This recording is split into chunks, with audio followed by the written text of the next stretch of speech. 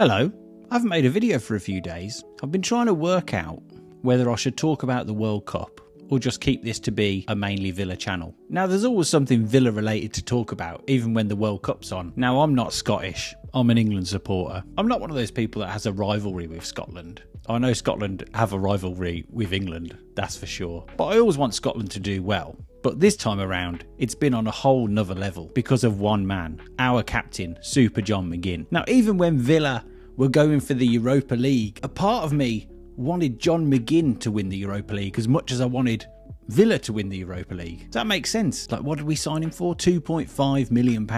And he's gone from the Championship, scoring in the playoff final, scoring our first goal in the Premier League, under Dean Smith, under Steven Gerrard, becoming our captain, taking us to the Champions League. That game against PSG, driving through the midfield, sticking his backside out, sticking it in the top corner. And as time's gone on, he's become more and more important to Villa. Like, when John McGinn doesn't play, Villa don't play. Villa don't win. When John McGinn plays, Villa are Villa. He's the heartbeat of the team, and that is something people say a lot. But for Villa, it's so true. And now him completing that story, winning the Europa League, scoring in the semi-final against Forest, and then seeing him lift that trophy in Istanbul. It's cemented him as my favourite Aston Villa player of all time, and certainly the best captain we've had since the early 80s. And now for John McGinn to complete the season in that way, and then head off to the World Cup with Scotland. It's just beautiful.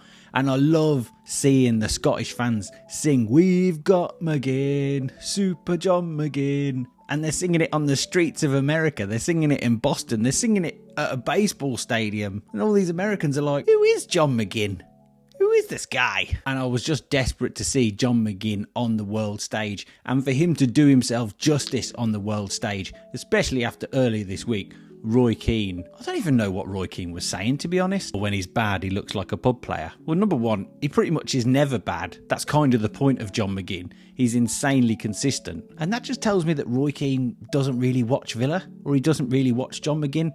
Anyone who knows anything about football who watches John McGinn, they instantly say, "Wow, he's a lot better than you think he is. He's a lot better at football than everyone assumes." Everyone thinks he's just a hard-working guy, an honest guy, a big personality, he's good for the dressing room, but he's a brilliant footballer. Otherwise, Unai Emery wouldn't pick him. Otherwise, he wouldn't be able to play in the Champions League and the Europa League and get Villa in the top four. So I felt like John McGinn needed to push back on that a little bit. And it's hard to imagine the insane pressure that team must have been under.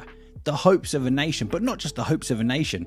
It's like the pressure Villa were under to win a trophy after 30 years. Imagine that, but a whole nation. The whole nation of Scotland is just begging you to achieve something. And similar to Villa, they'd been to 2 tournaments and not done themselves justice when it mattered. And now they're under a weird other pressure in terms of being the favourites, having to be the instigators against Haiti, being expected to win. That's almost harder than being the underdog. It's a different pressure. And the anthem before the game totally blew my socks off. I think it would have blown anyone's socks off. I thought the Mexico anthem on the first game was pretty impressive, pretty spine-tingling. But then Scotland, woo, blew everyone out the water.